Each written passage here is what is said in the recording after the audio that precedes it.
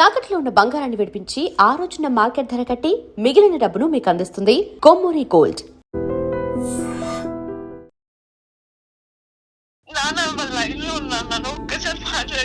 ఆనంద్ గారు, మీరు సైలెంట్ గా అలా ఇల్లు వదిలిపెట్టి వెళ్ళిపోయినప్పుడు అలా టీవీ సౌండ్ తప్ప ఇంకేది ఉండేది కాదు నాన్న.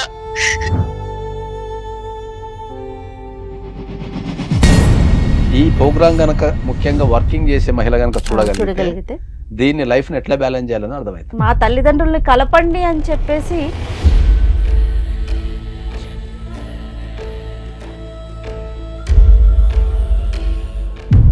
నేను చిన్న ఉన్నప్పుడు అమ్మ నాన్న మాట్లాడకపోవడం చూసి ఎందుకు మాట్లాడట్లేదు అమ్మ అంటే అది 18th బర్త్డేనా అయిపోయిన వెంటనే కూర్చోబెట్టి అమ్మ నాన్న మేము విడిపోవాలనుకుంటున్నాము అని అన్నారు. మీరే ఎలాగైనా మా అమ్మ నాన్నకు ఒక్కసారి మాట్లాడండి సార్. సో కావ్య వాళ్ళ మీ parents అమ్మా నాన్నలతోని ఏమన్నా మాట్లాడినావా అమ్మ ఈ ప్రోగ్రామ్ గురించి? లేదు సార్, నేనేం మాట్లాడలేదు వాళ్ళతో. మరి ఇప్పుడు నువ్వు మాట్లాడకుండా రపక్కన ఫోన్ కలిపేస్తే వాళ్ళు hurt చదువుకున్న అవుతారేమో. వ్యక్తులు కదా, హర్ట్ అవుతారు, మా మీద కూడా సీరియస్ అయ్యే అవకాశం ఉంటుంది. ఇదే సమస్య వేరే వాళ్ళు మీకు వచ్చి చెప్తే మీరేం చెప్తారు సార్?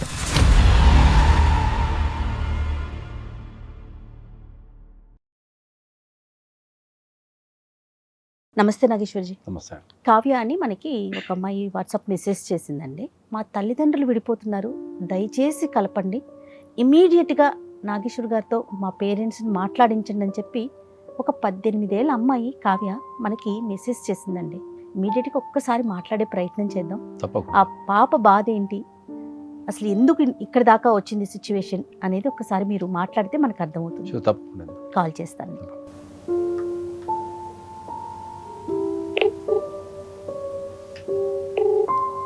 హలో, హలో, నమస్తే అండి. కావ్య గారా మాట్లాడేది?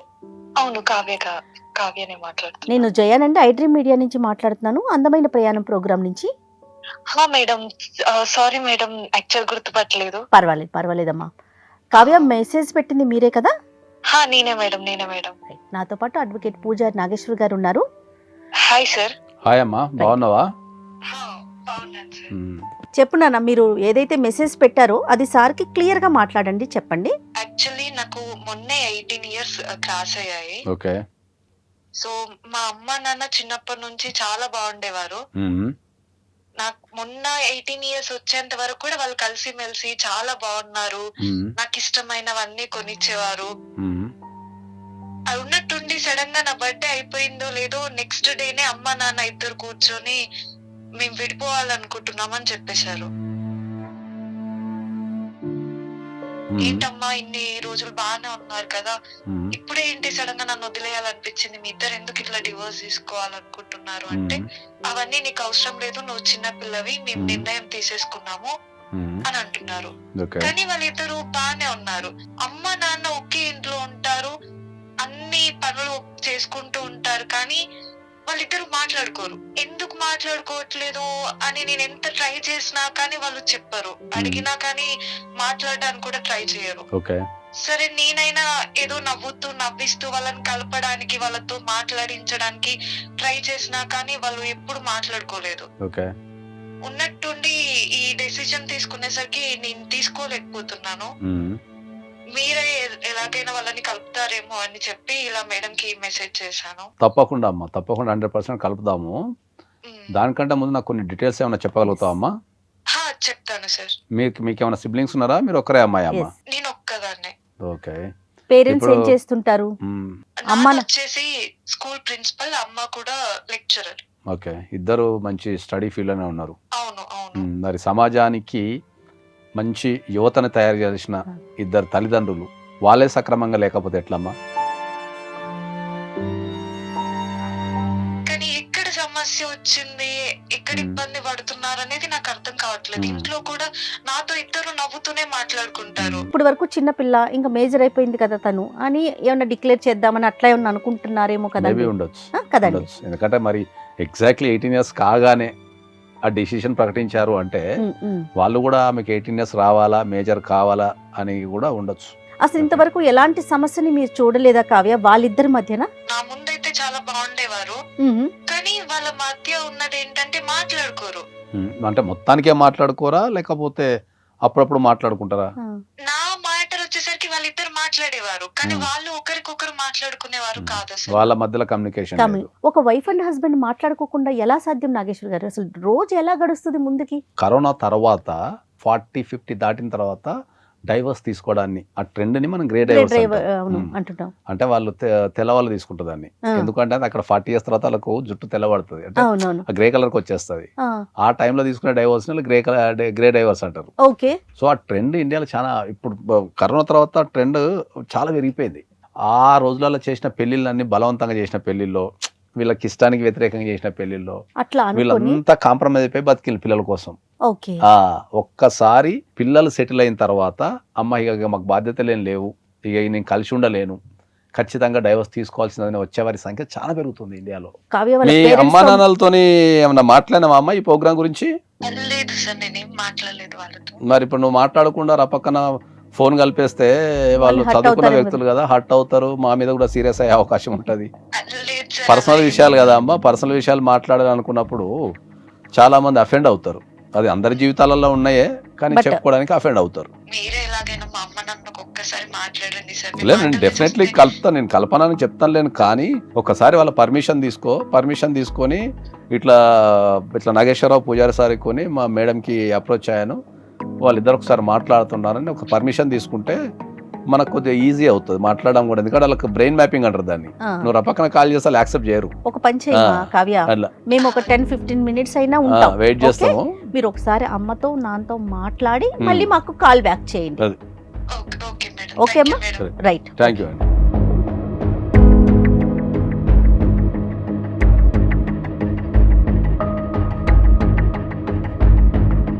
హలో అమ్మ, చిత్రా. ఇందాక చెప్పాను కదా నేను, జయ మేడం నాగేశ్వరరావు సార్ లైన్ లో ఉన్నారు, ఒకసారి మాట్లాడమ్మా. Okay okay. నమస్తే అమ్మా, వాణి గారు. అమ్మా నమస్తే. నమస్తే అండి. నమస్తే నాతో పాటు అడ్వకేట్ సార్. నమస్తే సార్. నమస్తే అమ్మా, బాగున్నారా? బాగున్నాను సార్. ఆరోగ్యం అంతా బాగుందా అమ్మా? బాగుంది సార్. ఎలా ఉన్నారు? నేను బాగున్నా అమ్మా. మీరు ఏమైనా డిస్కస్ చేసే క్రమంలో మీరేం దాన్ని వేరే రకంగా ఏం తీసుకోకండి.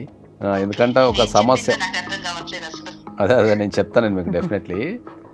ఎందుకు అంటే ఏంటంటే ఇక ఆమెకి ఎవరు చెప్పుకోవడానికి లేక ఎవరో ఒకళ్ళు ఉన్నారు కదా అని చెప్పేసి ఆమె మాకు కాల్ చేయడం జరిగింది. సో దాంట్లో ప్రధానమైన సమస్య ఏంది అంటే ఏంటంటే మీరు మీ హస్బెండ్ విడిపోవాలని డిసైడ్ చేసుకున్నారు అనే విషయాన్ని 18th బర్త్డే రోజు చెప్పారు అని చెప్పేసి కావ్య చెప్తున్నది. అది ఆమెకు షాకింగ్ ఉంది, ప్లస్ బాధగా ఆమె ఉంది. జీర్ణించుకోలేకపోతుంది, చాలా బాధలో ఉంది. ఆమె నిస్సహాయక స్థితిలో ఉండి ఏం చేయాలో అర్థం కాక మమ్మల్ని కాంటాక్ట్ చేయడం జరిగింది. సో మేమే సజెషన్ చేసినాం ఏంటంటే మమ్మీ డాడీ పర్మిషన్ తీసుకో, ఒకసారి మాట్లాడితే ఏమైనా సమస్య చెప్పగలిగితే దాన్ని సాల్వ్ చేద్దామని చెప్పానండి. దాని గురించి మాట్లాడదామనే కాల్ తీసుకున్నాం మీతో. కాల్ తీసుకున్నాం. చెప్తాను సార్, చెప్తాను.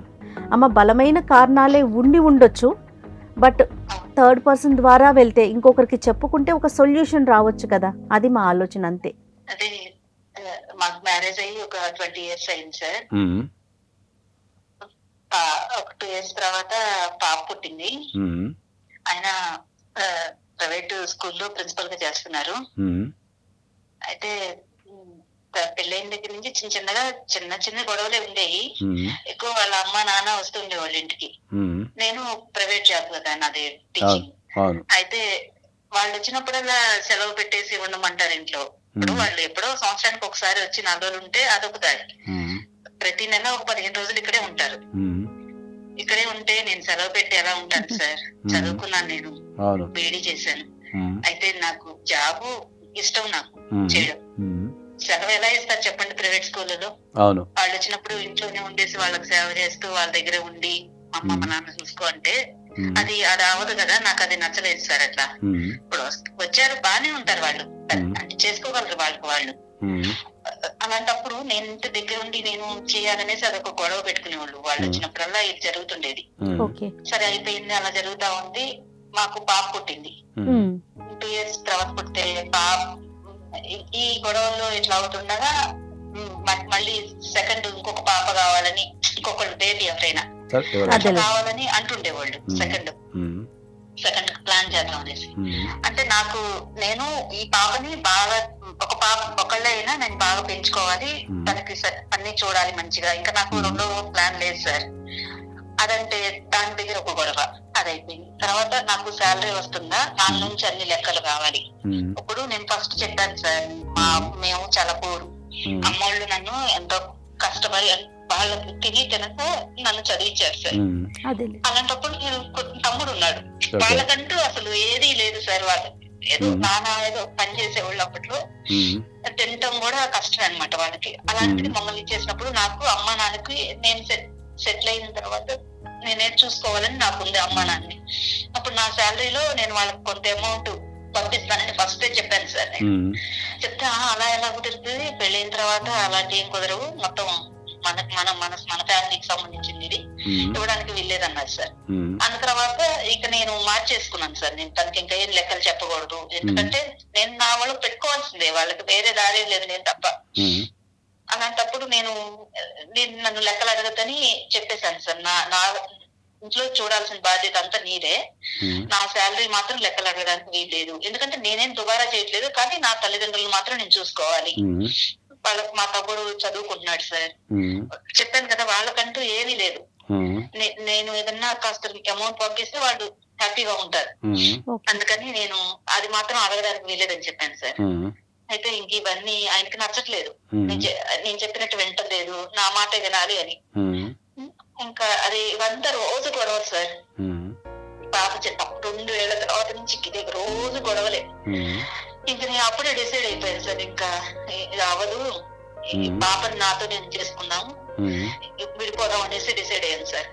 అయితే చిన్నపిల్ల అదంతా ఏడుస్తున్నా, నవ్వుతున్నా, చిన్నపిల్ల అదంతా బాగా అనిపిస్తుంది. అరే పాపకి తండ్రి ఎవరో ఒకరినే ఉంటాం కదా, నా దగ్గర పెట్టుకుంటే నేనే ఉంటాను, తండ్రి ఉండడు. పిల్ల అలా పెరిగితే సమాజంలో కరెక్ట్ కాదు కదా, ఇద్దరు ఉండాలి, తల్లిదండ్రులు ఇద్దరు ఉండాలి పాప. కానీ ఇంకా నేను మాట్లాడా ఏమంటే, ఇలా కాదు, ఒకే ఇంట్లో ఉందాము, పాపని పెంచుకున్నాం పెద్ద అయిందాక, దానికి ఒక 18 ఏళ్ళు వచ్చినాయి అంటే దాన్ని అన్ని తెలుస్తాయి కదా తనకి. తను అప్పుడు పెద్ద మెచ్యూర్ మైండ్ అంతా సెట్ అవుతుంది, పెద్ద పాప అవుతుంది కదా, ఇంకప్పుడు తన్ని అప్పుడు మనం విడిపోదాము, ఇంకా మన అవసరం లేదు, తనకి అవసరం లేదు కాబట్టి ఆ టైంలో ఇంకా తను బ్రతకగలదు అని ఉంటది కాబట్టి అప్పుడు విడిపోదాం మన ఇద్దరు అనేసి మేము అప్పుడే డిసైడ్ అయ్యాం సార్. అలా అయ్యాము, కానీ అప్పటి నుంచి కూడా మేమిద్దరం ఇంట్లో మాట్లాడుకోవడం, ఏదైనా అవసరం ఉంటే అంతవరకే గాని ఇంకా మా ఇద్దరి మధ్యన ఏమీ లేదు సార్ రిలేషన్ అనేది. తన దారి తను ఉంటారు, నా దారి నేను ఉంటాను. మా పాప కోసం నేను 2 రోజులు ఇట్లా కలిసి ఉన్నాం. మీరు పెట్టిన కండిషన్ కి ఆయన అప్పుడు ఒప్పుకున్నారండి? ఒకే రూఫ్ కింద ఉందాము, పాప కోసం ఒప్పుకున్నారు. పాప అంటే తనకు చాలా ఇష్టం. సో అంటే ఇంకా ఇద్దరు సింగిల్ గానే అట్లానే ఉండిపోతున్నారు, ఆయన అదరగా ఇంకేమీ లేదు, ఇంకా ఏమీ లేదు. మంచి వ్యక్తి సార్, క్యారెక్టర్ పరంగా మంచి ఆయన. అప్పుడు డిసైడ్ అయిన దానికి ఈ 18 ఏళ్ళు అంటే పాపకు 2 ఏళ్ళు అంటే పోయి 15 ఏళ్ళు కలిసి ఉన్నా కూడా 18వ సంవత్సరానికి ఆ డిసైడ్ అయిన దానికి కట్టుబడి ఉన్నారు ఇంకా మీ ఇద్దరు. అవునండి. మీ తమ్ముడు ఏం చేస్తున్నాడు? ఇప్పుడు తను ప్రైవేట్ జాబ్ చేసుకుంటున్నారు. మరి ఇప్పుడు తన అమ్మ నాన్నని తమ్ముడు చూసుకునే స్టేజ్కి వచ్చాడా? పర్వాలేదు, వచ్చాడు.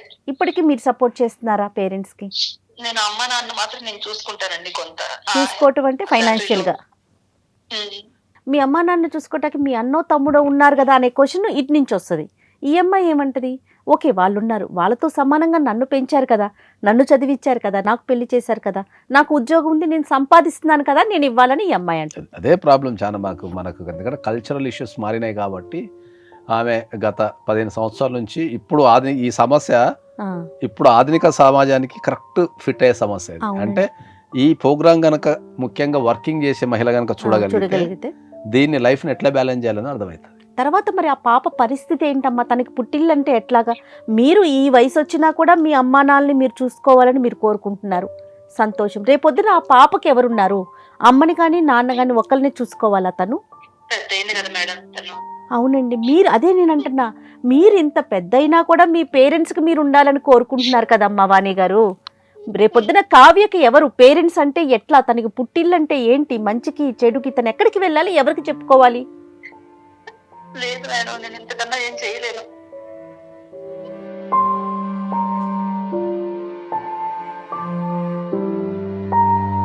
వాణి గారు మనకు 3 సమస్యలు చెప్పారు మనకు. అవునండి. ఫస్ట్ది ఫ్రీక్వెంట్గా తల్లిదండ్రులు వచ్చిపోతున్నారు, సో నా జాబ్కి ఇబ్బంది ఏర్పడుతుంది, నాకు జాబ్ అంటే ఇష్టము చేయాలనేది ఒక సమస్య. రెండో సమస్య ఏముంటుంది, జీతం తెచ్చివ్వాలనేది, నువ్వు జీతం మాకే తెచ్చివ్వాలా తర్వాత ఇవ్వాలనేది రెండో సమస్య. మూడో సమస్య ఉంది సెకండ్ బేబీ. ఇందులో నాకు తెలిసి 2 అవుట్డేటెడ్ అయిపోయి ఉంటాయి. అంతే కదండి. ఏది తల్లిదండ్రులను చూసుకోవాలనేది ఒకటి అవుట్డేటెడ్ అయిపోయి ఉంటుంది, రెండో పిల్లని కనాలి అనేది కూడా అవుట్డేట్ అయిపోయి ఉంటుంది. ఇక మిగిలిందల్లా జీతం. అంతే. నాకు తెలిసి ఇద్దరు కూడా స్టేబుల్ అయిపోయారు కాబట్టి ఆ జీతం కూడా పెద్ద సమస్య కాదు ఇప్పుడున్న సిచ్యువేషన్ లో. ఈ 3 కూడా సమస్యలు కావని నేను అనుకుంటున్నాను. అదే నేను అంటున్నాను. వాళ్ళు అప్పటి నుంచి పెంచుకున్న ఏదైతే ఈ ఈగో కావచ్చు, లేకపోతే వ్యతిరేకత కావచ్చు, ఈ రకరకాల ఇష్యూస్ అవి పెరుగుకుంటూ పోయి వాటిని కంటిన్యూ అయిపోయినాయి. ఈ రకరకాల ఇష్యూస్ ఉన్నాయి కాబట్టి ఇది ఇప్పుడైతే సమస్య కింద కాదు, ఈమె ఎదుర్కొన్నప్పుడు సమస్య. అది అక్కడనే ఆగిపోయింది, ఆ సమస్య దగ్గరనే అయిపోయింది. జీవితంతో పాటు సమస్యతో కూడా ప్రయాణం చేస్తేనే దానికి సొల్యూషన్ వస్తుంది. వీళ్ళు జీవితాన్ని సాగదీస్తున్నారు, సమస్యను అక్కడే పెట్టేసి. ఈ 15 ఏళ్ళు కూడా ఈ పాప కోసం ఎంత భరించాను కానీ ఇంకా నేను తనతో ఉండడానికి మాత్రం నాకు మనసు రావట్లేదు మేడం. కానీ దాన్ని ఆ సమస్య నుంచి దాటి ఎక్కడికో వచ్చేసినావమ్మా. జీవితంలో ప్రపంచంలో ప్రతి ఒక్కరికి బాధ ఉంటది. ఆ బాధని మనం ఎంతో కాలానికి, ఒక్కొక్కరు 1 డేకి మర్చిపోతారు, ఒకళ్ళు 5 డేస్కి మర్చిపోతారు, ఒకళ్ళు 10 డేస్కి, ఒకళ్ళు 1 మంత్కి, ఒకళ్ళు 1 ఇయర్కి మర్చిపోతారు. మర్చిపోయి వాళ్ళ జీవితంలో వెళ్ళిపోతారు ముందుకి. అది మర్చిపోవటం ఒకటి, క్షమించటం ఒకటి. క్షమించడం అనేది ఇంకా చాలా పెద్ద విషయం. క్షమించే గుణం ఉన్న వ్యక్తికి జీవితంలో ఏ సమస్య రాదని చెప్తాను. సరే, క్షమించే అంత పెద్ద పదం కూడా వద్దు, ఒక్క మెట్టు మీరు తగ్గండి ఆడపిల్ల కోసం. ఖచ్చితంగా వాళ్ళు 100% తగ్గుతారు. ఎందుకు అంటే వాళ్ళకి ఆ పాప అంటే ఇష్టం కాబట్టి, వాళ్ళకి చెప్పేవాళ్ళు లేక, గుర్తు చేసేవాళ్ళు లేక, వాళ్ళకి నిలబడే వాళ్ళు లేక ఎటోళ్ళు అడ్డు తిరుగుతున్నారు అంతే. అమ్మ, ఒక పని చేద్దాం వాణి గారు, మీరు ఒక్కసారి ఆయనతో మాట్లాడే అవకాశం ఉంది అంటే, మీ హస్బెండ్, ఆయన పేరేంటమ్మా? ఆనంద్ గారితో ఒక్కసారి మాట్లాడదాము, కొంచెం ఆలోచిద్దాము. ఎందుకంటే మా కోసం కాదు, మీకోసం కాదు, పాప కోసం. ఒక్క అవకాశం ఇవ్వండి, ఒక్కసారి ఆనంద్ గారితో మన నాగేశ్వర్ గారు మాట్లాడతారు ప్లీజ్. నాకైతే ఇష్టం లేదు కానీ మీ ఇష్టం అంటే. ఇంకా సరే అమ్మా, మీరైతే ఫోన్ కలపండి, కలిపిన తర్వాత ఆయనతో మాట్లాడిన తర్వాత ఏం చేద్దాం అనేది డిసైడ్ చేద్దాం. కావ్య, నాన్నగారికి ఒకసారి కనెక్ట్ చేయమ్మా, మాట్లాడదాము, మేమున్నామని చెప్పి కనెక్ట్ చేయి. ఓకే మేడం, కనెక్ట్ చేస్తున్నా.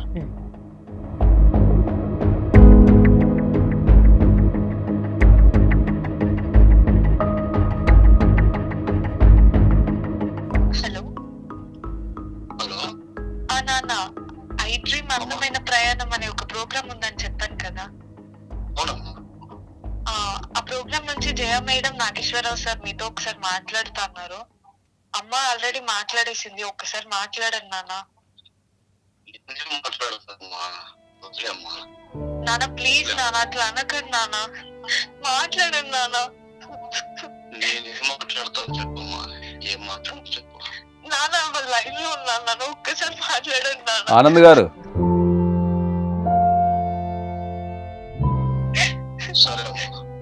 హలో ఆనంద్ గారు, నేను నాగేశ్వరరావు పూజారి అడ్వకేట్ని మాట్లాడుతున్నా అండి. నమస్తే సార్, బాగున్నారా సార్? అంతా హెల్త్ అంతా బాగుందా? నమస్తే అండి ఆనంద్ గారు, నిన్ను జయానండి. బాగున్నారా? పాప మమ్మల్ని అప్రోచ్ అయింది మా ప్రోగ్రామ్కి, తను ఒక మెసేజ్ పెట్టింది. ఎట్లా అంటే, ఈ వయసులో పిల్లలు ఏదో అటు చేస్తున్నారు, ఇటు చేస్తున్నారు, అట్లా ఉన్నారు, ఇట్లా ఉన్నారు, ఏం చేయాలో తెలియక సాధారణంగా పేరెంట్స్ మా దాకా వస్తూ ఉంటారు. కానీ ఇది ఎట్లా ఉందంటే, కావ్య మా తల్లిదండ్రుల్ని కలపండి అని చెప్పేసి మమ్మల్ని అప్రోచ్ అయింది. మాకైతే ఇమీడియట్గా మాట్లాడాలనిపించింది. వాణి గారితో మాట్లాడాము. ఒక్కసారి మీ వర్షం తెలుసుకుందామనే ఒక ముఖ్య ఉద్దేశం, అంతేనండి, వేరే ఏం కాదు. దయచేసి మీరు వేరే రకంగా తీసుకోవద్దండి. మేడం, చాలా కారణాలు ఉన్నాయి మేడం, కానీ చాలా స్ట్రాంగ్ గా అయితే ఒక 3 కారణాలు ఉన్నాయి మేడం. ఒక్కసారి ఆ కారణాలు ఏంటో తెలుసుకోవచ్చండి. నాగేశ్వర గారు కూడా ఉన్నారు, ఒక్కసారి మీరు ఆ కారణాలు చెప్పండి. చెప్తాను మేడం. మేడం, మాకు మ్యారేజ్ అయ్యి ఒక 20 years అయిందండి. ఓకే. ఇప్పుడు 2 years తర్వాత మా కావ్య పుట్టింది. ఇప్పుడు ఆవిడకు 18 years ఉన్నాయి మేడం. అయితే మా అమ్మా నాన్నలు వచ్చినప్పుడు తను సరిగ్గా వాళ్ళతో మాట్లాడకపోయేది మేడం. ఎప్పుడండి? సరిగ్గా ఉండకపోయేది. ఎప్పుడు? మా పాప పుట్టిన తర్వాత నుంచి ఎక్కువైంది. అమ్మా నాన్న వస్తుంటారు పాపను చూడటానికి, పాపను చూడాలి అని చెప్పేసి 1-2 సార్లు ఎక్కువ వస్తుంటారండి. అమ్మా నాన్నలు అన్నప్పుడు వస్తారు కదండి, కనీసం మాట్లాడడం కూడా హ్యాపీగా మాట్లాడకపోయేది. ఓకే అండి. కనీసం వాళ్ళతో సరిగ్గా ఉండకపోయేది. ఉన్నప్పుడు లేదు అంటే వాళ్ళు వస్తున్నారంటేనే 1 గంట ముందు డ్యూటీకి వెళ్ళిపోయేది. నాకు మా కావ్య తర్వాత ఇంకో బిడ్డ కావాలని నాకు కోరిక అండి. నాకు 2 బిడ్డలు ఉండాలనేది నా కోరిక. అదేలేండి. ఆ కోరికని నిర్మోహమాటంగా నాకు 2వ బిడ్డ వద్దు, 1 బిడ్డే చాలు అని ఆమె నిక్కచ్చిగా చెప్తూ ఉండేది. అని చెప్పి దాని మీద పెద్ద డిస్కషన్, ప్రతి చిన్న విషయానికి ఈ కోపము ఇంట్లో చూపించేదండి. ప్రతి విషయంలో కూడా, స్కూల్కి వస్తే కూడా, స్కూల్లో కూడా ఈ విషయంలో మరి వాళ్ళకి అక్కడ స్టాఫ్ కు తెలియదు కానీ మా ఇద్దరికి తెలుస్తుంది కదా ఆవిడ యొక్క చిరాకు. ఈ ఫస్ట్ నుంచి జరుగుతున్న ఇంకో సమస్య పెద్దదైంది. ఏంటంటే తన సాలరీ గురించి 1 రోజు లెక్క చెప్పదండి, ఇంట్లో ఇవ్వదండి. అసలు ఏం చేస్తున్నావు అని, ఏంటి అసలు నాకు చెప్పవా ఏంటి, మరి నాకు హక్కు లేదా అంటే, అంటే నేను దుబారా చేస్తానా, నేను నా ఖర్చులు ఉండవా, నా డబ్బు నా ఇష్టం అనే దగ్గరికి వచ్చిందండి. అదేలేండి. నా డబ్బు నా ఇష్టం అనే దగ్గరికి వచ్చిందండి. అంటే అంత తీవ్రంగా, అంత ముఖం మీద చెప్పేసింది, అంత మొండిగా ఉంటది. లెక్క అంటే ఐ మీన్ ఏంటంటే ఇంట్లోకి మొత్తం నేనే తెస్తున్నాను. ఇంట్లో కిరాణా సామాను గాని, రెంట్ గాని, పాప చదువుల కోసం గాని ఇవన్నీ చూస్తున్నాను కదండి. అసలు డబ్బులు, వచ్చే డబ్బులు అసలే చెప్పకుండా ఎన్నిసార్లు అడిగినా దాట వేస్తుండేది. చాలా పుల్ల విరిచినట్టుగా ప్రతిదీ ఇట్లనే చెప్తుండేది. దూరం పెరిగిపోయింది ఇద్దరి మధ్య. నాకు కూడా చికాకు వచ్చేసింది, తనతో గ్యాప్ వచ్చేసింది. అసలు మాటలు లేకుండా 15 years అయింది మేడం. మాటలు లేవు, ఒకే ఇంట్లో ఉంటున్నాం కానీ ఒకేసారి పాప ఉన్నప్పుడు మాత్రమే డైనింగ్ టేబుల్ మీద ఇద్దరం కలిసి తింటాం. కానీ ఇద్దరము కనుక ఉన్నట్టయితే నేను తిన్న తర్వాత తను తింటది, తను తిన్న తర్వాత నేను తినటం, ఇట్లా అంటే ఒక ఏది లేకుండా మనుషులు మాట్లాడే పరిస్థితి లేదు. 15 years అండి. ఎంత బాధ, ఎంత అనుభవిస్తున్నానో నాకు తెలుసు అండి. కుదరినప్పుడు ఇంకా ఎందుకులే, ఇంకా మనం కలిసి ఉండటం ఎందుకులే అని అనుకున్నాం. ఎప్పుడు పాప ఒక 3 years ఉన్నప్పుడే అనుకున్నామండి డిస్కషన్ లో. సర్లేండి అయితే ఏంటి అన్నట్టుగా ఆ డిస్కషన్ లోనే ఇంకా నేను కూడా విడిపోదాం ఏముంది అని మాట్లాడేసింది. పాప ఇంకా చిన్నపిల్ల, తనను దాటి తనకు చిన్నపిల్లని ఇలా వదిలేసి విడిపోతే తల్లిదండ్రులు లేని పాపగా ఎదగొద్దు. తల్లి దూరమో ఉంటుంది కదా మేడం. విడిపోవడం అంటే ఒకరి దగ్గర ఉంటది, కానీ ఒకరు దూరమైన పాపకు పెరగొద్దు అని ఒకటి అనిపించింది మేడం.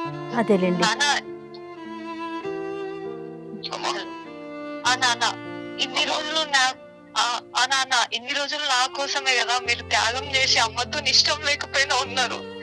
ఇప్పుడు కూడా ఉండొచ్చు కదా నాన్న. హలో, కుదరకపోవచ్చు అమ్మా, ఎందుకంటే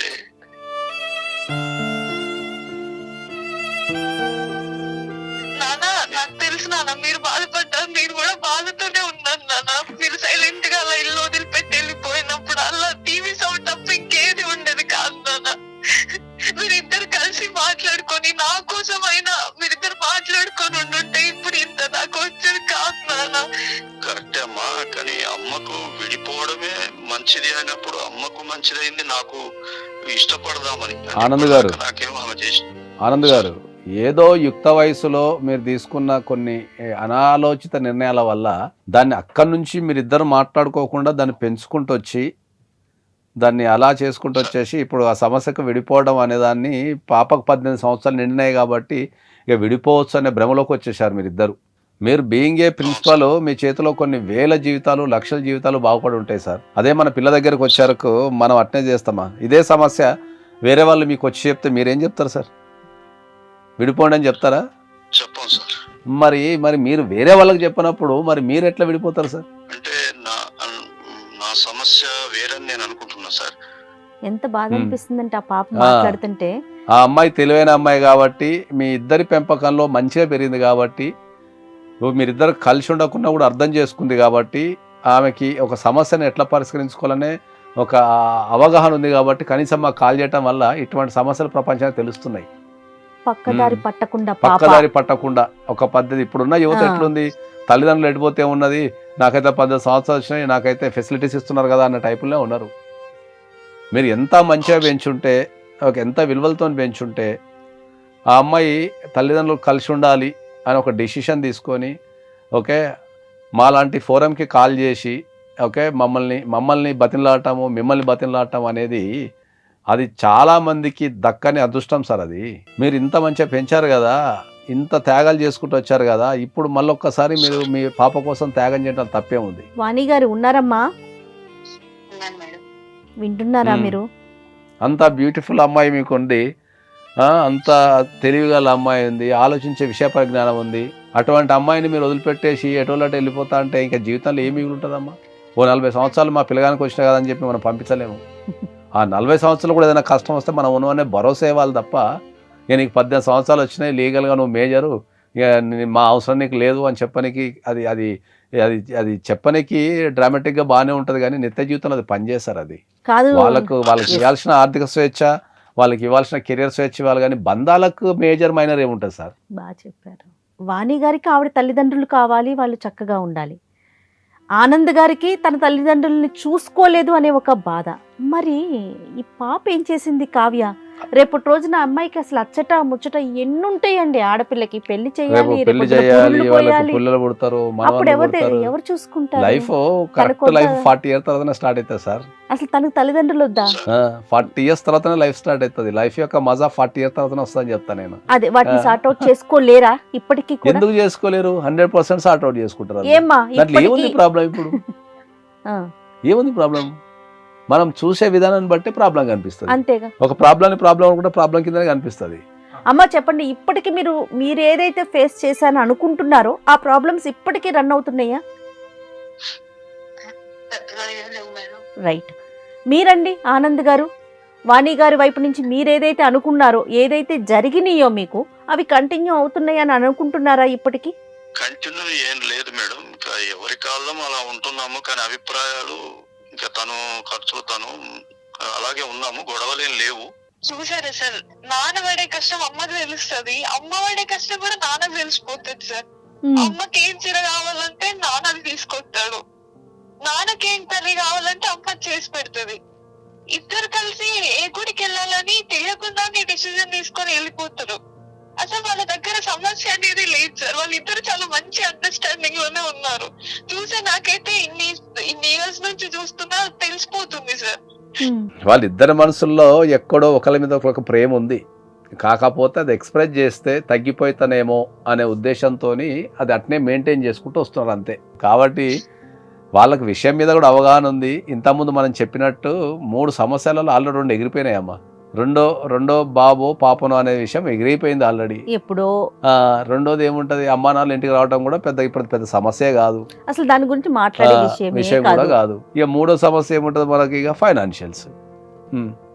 ఆ ఫైనాన్షియల్స్ ఏముందో మీరు కూర్చొని ఒకసారి, మన ఆనంద్ గారికి డౌట్ ఉంది అసలు ఈమె సాలరీ అంతా ఏం చేసింది ఇన్ని సంవత్సరాలు అని అతి పెద్ద డౌట్ ఉండి ఉంటుంది పాపం. అంతేనండి ఆనంద్ గారు.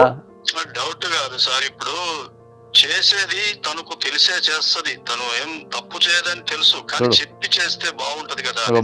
మళ్ళా ప్రేమ వాళ్ళ ఆమెనే సపోర్ట్ చేస్తున్నాడు ఆయన మాటలలో కూడా. తప్పు చేయదు, ఇదే సమస్య ఇది.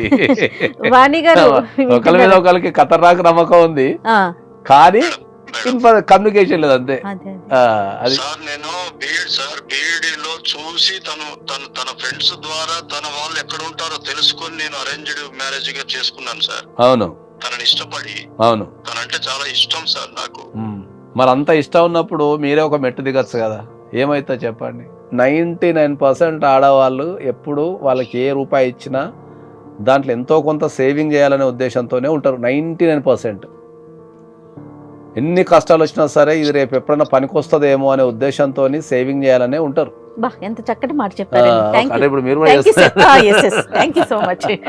1% ఆడవాళ్ళు వాళ్ళు ఏమైనా దుబారా ఖర్చులు చేస్తే చెప్పలేం, కానీ నాకు తెలిసి వాణి గారు కూడా ఏం పైసలు వేస్ట్ చేయకుండా ఉంటారు. అమ్మా ఒక్కసారి ఆ విషయం అంటే ఒక క్లారిటీ ఇవ్వండి. మా ముంగట క్లారిటీ ఇచ్చేసేయండి, అయిపోతుంది. మేడం అది ఒక అందులో శాలరీలో ఎంత ఒక 20% ఏమో అమ్మోళ్ళకి అట్లా పంపించేదాన్ని, మిగతాదంతా ఫిక్స్డ్ లో పెట్టాను పాప కోసం అని. నేనైతే అసలు ఏం ఖర్చులు గానీ ఏమీ వాడను మేడం, నేను తనకు తెలుసు ఆ విషయం. ఇంట్లో బాక్స్ తీసుకుని ఇంట్లో టిఫిన్ తినేస్తే తప్పితే మళ్ళీ ఇంట్లోనే టీ తాగడం తప్పితే బయట ఎక్కడ ఏమి కొనుక్కొని తింటాం కానీ అది ముందు నుంచి ఉన్న అలవాటే అది. అది అసలు తనకి నా విషయం తెలుసు, నేను ఏం ఖర్చు పెడతానా లేదా అనేది కూడా తెలుసు. ఒక పేరెంట్స్ కి ఇవ్వద్దన్న దగ్గరే మాకు అంత గొడవ అనమాట. నేను ఎంత కొంత అసలు 20% ఇచ్చుంటానేమో వాళ్ళకి అంతే. దీన్ని బట్టి నాకు అర్థమైందంటే పాప కోసమే ఆడవాళ్ళని ₹1,00,000 ఎందుకు పెట్టిన దీన్ని బట్టి అర్థం. అదే కదా, మాకు వంటలకు 40 పెట్టినట్టు ఆడవాళ్ళకి ₹1,00,000 పెట్టినంటే గ్రేట్. మంచి మంచి నిర్ణయం కదా. ఆనంద్ గారు వింటున్నారా? ఆనంద్ గారు సార్ విన్నారు కదా, ఆమె శాలరీలో 20% మాత్రమే పేరెంట్స్ కి ఇచ్చి 80% ఆఫ్ ద శాలరీ ఆమె సేవింగ్స్ చేసింది పాప కోసం అని చెప్తున్నది. విన్నాను సార్, చాలా సంతోషము. ఇప్పుడు మీ ద్వారా ఈ విషయాలు వింటున్నా, అప్పుడే ఈ విషయాలు ఎప్పటికప్పుడు నాతో డిస్కస్ చేస్తే 20 కాదు సార్ 30% ఇచ్చినా నేను కాదనే వాడిని కాదు కదా. ఇప్పుడు యంగ్ ఏజ్ లో ఉంటారు కదా సార్, అప్పుడు అంతా కొద్దిగా ఇమ్మెచ్యూరిటీ ఉంటది, భయం ఉంటది, మొగుడు పైసలు తీసుకొని ఏం చేస్తాడో నాకు రావేమో, అట్లా రకరకాల భయాలు ఉంటాయి. ఇప్పటికైనా పాప కోసం తను ఇంత సేవ్ చేసింది అనేది ఇప్పటి వరకు ఇప్పుడు చెప్పడం అనేది నాకు చాలా హ్యాపీగా ఉంది. వాణి ఎప్పుడో నాతో డిస్కషన్ లో ఇలా చెప్తే హ్యాపీగా ఇంత దాకా రాకపోయేది కదా వాణి. ఎక్కడ ఒకటే గొడవ కదా, పేరెంట్స్ కి ఇవ్వద్దు. అమ్మ నాకు కూడా మీ ఆస్తి ఇచ్చడం అంటే ఏం వద్దమ్మా, మీరిద్దరు కలిసి ఉంటే చాలమ్మా. ఇప్పటికైనా మీ డిసిషన్ మార్చుకోండి. తల్లి తల్లి అని పిలిచి నాకు తల్లిని దూరం చేస్తారా నాన్న? లేదమ్మా తల్లి. అవునా, అందరం కలిసే ఉన్నారు. మాటలు అనేటివి సమస్యని తగ్గించాలా, అవునండి, పెంచకూడదు. మాటలు మాట్లాడే పద్ధతి కానీ విధానం కానీ అది స్పష్టంగా నీట్గా ఉంటే సమస్యలు ఎప్పుడు రావు. అవునండి, అది అర్థం చేసుకోవాలి. అమ్మా నన్ను కలిపినందుకు చాలా థ్యాంక్స్. డోంట్ వరీ అమ్మ, జీవితంలో నీకు ఏ సమస్య వచ్చినా ఇట్లనే పోరాడు, ఇంతే స్పష్టంగా ఉండు, నువ్వు ఉన్నత శిఖరాలకు ఎదుగు, మీ అమ్మా నాన్నల పేరు నిలబెట్టు. ఎప్పుడు ఏ చిన్న సమస్య వచ్చినా మాకు కాల్ చేయండి, మ్యాక్సిమం సాధ్యమైనంత వరకు మీకు అందరికీ అందుబాటులో ఉంటాము. సాధ్యమైనంత వరకు మీ సమస్యల్ని పరిష్కరించడానికి కూడా ప్రయత్నిస్తుంటాం. కాబట్టి మీరు స్ట్రెస్ గురైపోయి లేకపోతే సమస్యను ఎక్కడ చెప్పుకోవాలో అర్థం కాక, ఎవరు సాల్వ్ చేస్తారో అర్థం కాక రకరకాల టర్మ్స్ తీసుకోకండి. ఎందుకంటే కుటుంబం ఎప్పటికీ మర్చిపోలేను సార్. ఇన్ని ఇయర్స్ నుంచి నేను పడుతున్న సైలెంట్ టార్చర్ ఇప్పటితో పోయింది sir. Thank you so much. Thank you అమ్మా, ఆల్ ది బెస్ట్ తల్లి. ఆల్ ద బెస్ట్, మంచిగా ఉండండి అమ్మ. Anand garu and Vani garu, thank you very much. Thank you sir. Okay, thank you అండి. థ్యాంక్ యూ అండి, నమస్తే. థ్యాంక్ యూ అండి, thank you so much. Thank you madam. Thank you Nageshwar garu, నమస్తే.